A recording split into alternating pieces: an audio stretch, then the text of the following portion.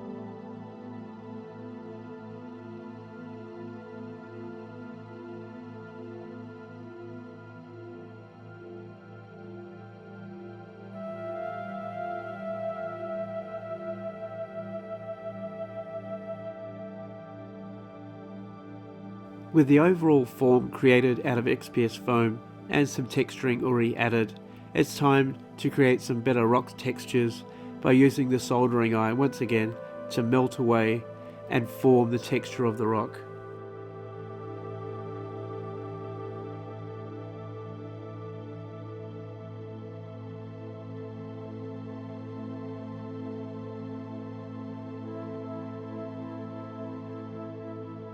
Because I was going to add so many layers of rock and sand and materials, I decided to paint this section black and then add the other effects. In all of the areas of the mine, I'm going to be working with three sizes of material. There's 1 to 1.5 centimeter pebbles, there's small glass stones, and I'm also going to use sand.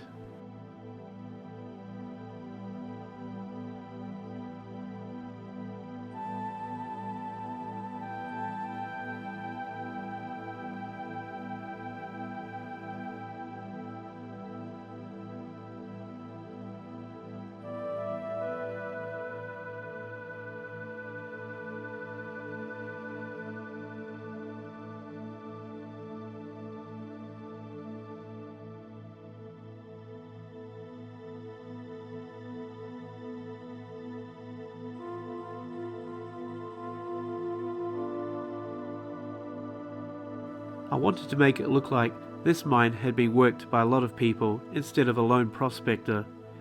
Part of this was to put up something resembling a safety fence. If one person was working here, they wouldn't bother. In fact, they wouldn't make it obvious that there was a mine here at all.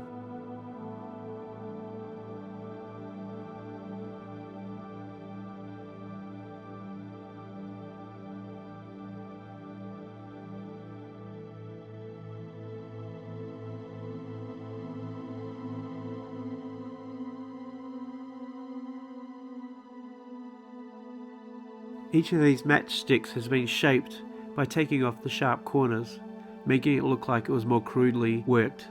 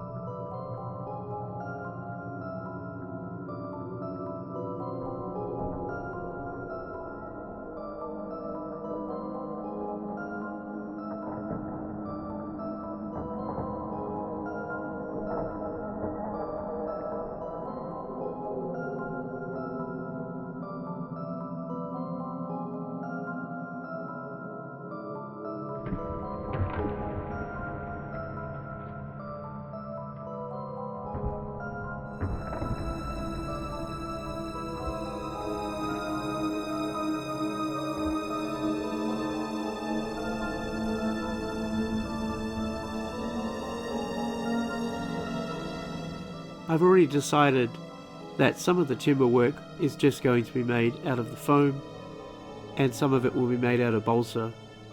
Either way, I'm going to use this similar technique. I'm going to draw some of the groove lines of the timber on using pen, and I'm going to scratch some lighter lines in using a toothpick. I've found that no matter which of these materials I'm using, it still has the same effect. I'm also a fan of the wire brush technique, but I don't feel that's going to work in this dungeon because some of the wood pieces are small, and in the cases of the foam, it might scratch up some of the surrounding areas as well.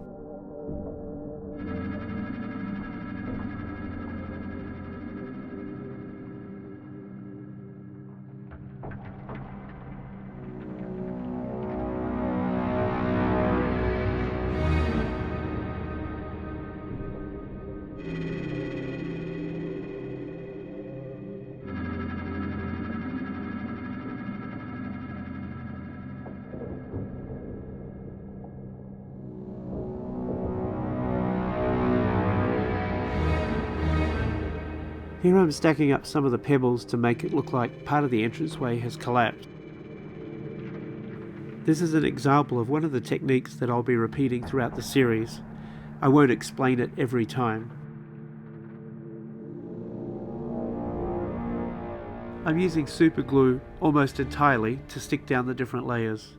I know some people prefer other types of adhesives, but I'm in a hurry to see the finished project, and it's the fastest way to get it done. Now the second layer has been black bombed. I'm going to add some of the smaller details, like a skull in the rubble,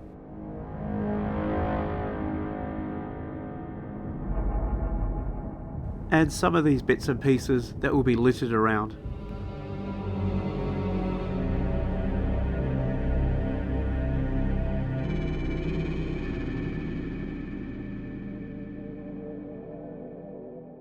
In my bits box I found this small gem, so I broke off the end and stuck it onto a blank shield. This will be a sign or a banner at the front of the mine.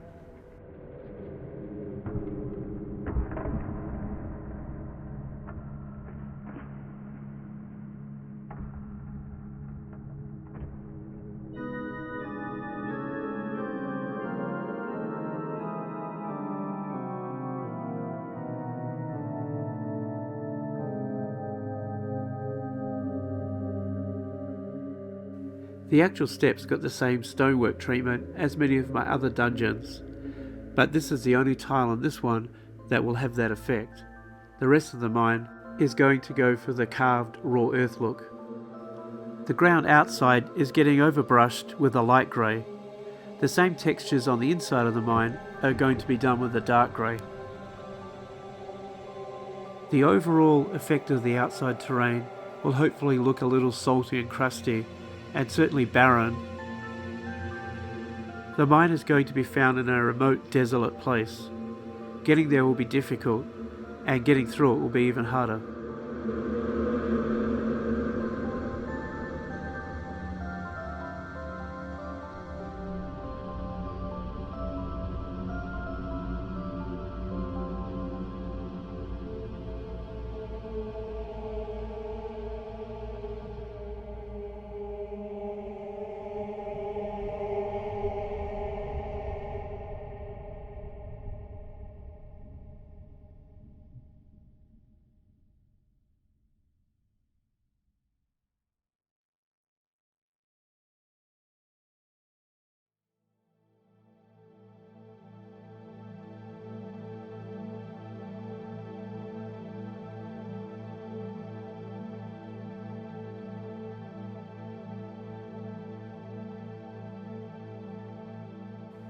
Here I'm adding some tufts of highland grass to the outside. Obviously these won't be placed inside. If you're wondering why I used highland grass, it's because it's the only one that I have.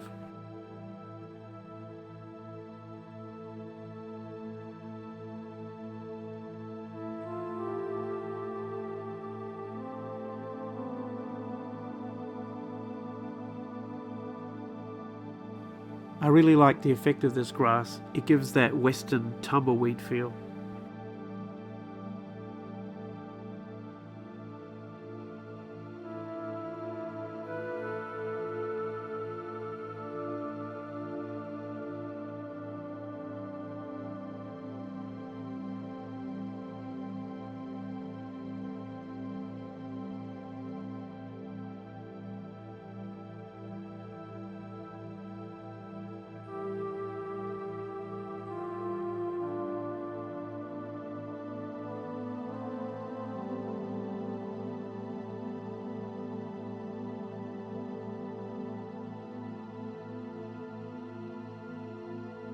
That's enough of the construction for now. Here's a look at the final product. In the coming parts of this series, I'll explore and reveal some of the other techniques that I've used.